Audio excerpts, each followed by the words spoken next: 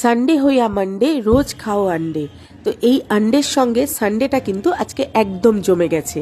তার কারণ হচ্ছে আজকে করেছিলাম হাঁসের ডিমের নবাবি কোরমা। এটা বাড়িতে একবার ট্রাই করে দেখবেন। চিকেন মাটন তো সবই হলো, কিন্তু এই শীতে হাঁসের ডিম দিয়ে যদি এই এরকম একটা নবাবি কোরমা থাকে তাহলে কিন্তু খাওয়াটা জাস্ট জমে যায়। আসুন দেখে নিই কীভাবে আমি হাঁসের ডিমের নবাবি কোরমাটা তৈরি করেছি। প্রথমে এখানে হাঁসের ডিম নিয়ে নেব। হাঁসের ডিমগুলো সেদ্ধ করে নেব। তারপর হাঁসের ডিম সেদ্ধ হয়ে গেলে কিছু বেসিক যে মশলাগুলো যেগুলো আমাদের বাড়িতেই থাকে সেই ধরনের মশলাটা ড্রাই রোস্ট করে নেব। তারপর সেই মশলাটা গুঁড়ো করে রাখবো। তারপর আস্তে আস্তে রান্নাটার দিকে যাব।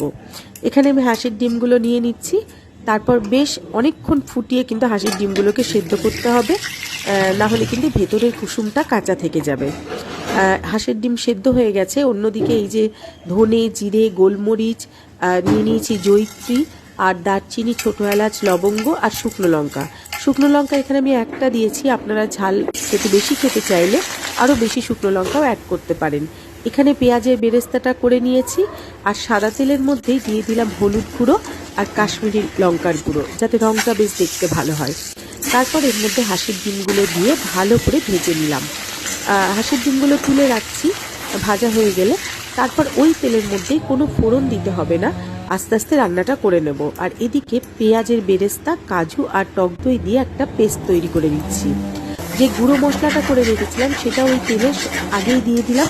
তারপর সেটা একটুখানি নেড়ে দিয়ে দিলাম আদা বাটা আর রসুন বাটা, আর দিয়ে দিচ্ছি বেরেস্তা, কাজু আর টক দইয়ের যে পেস্টটা সেটা। তারপর সমস্তটা দিয়ে ভালো করে কষিয়ে দিয়ে দিলাম মিক্সি ধোয়া জল, আর দিয়ে দিচ্ছি স্বাদ অনুসারে লবণ আর অল্প একটু চিনি। সব শেষে দিয়ে দেব ভেজে রাখা হাঁসের ডিমগুলো, আর একদম রান্নাটা শেষ করব কাসুরি মেথি দিয়ে। দুর্দান্ত হয়, বাড়িতে অবশ্যই একবার ট্রাই করে দেখবেন যে হাঁসের ডিমের নবাবি কোরমাটা কেমন লাগলো খেতে। কমেন্টে অবশ্যই জানাবেন। ভালো থাকবেন। আজকের মতো টাটা।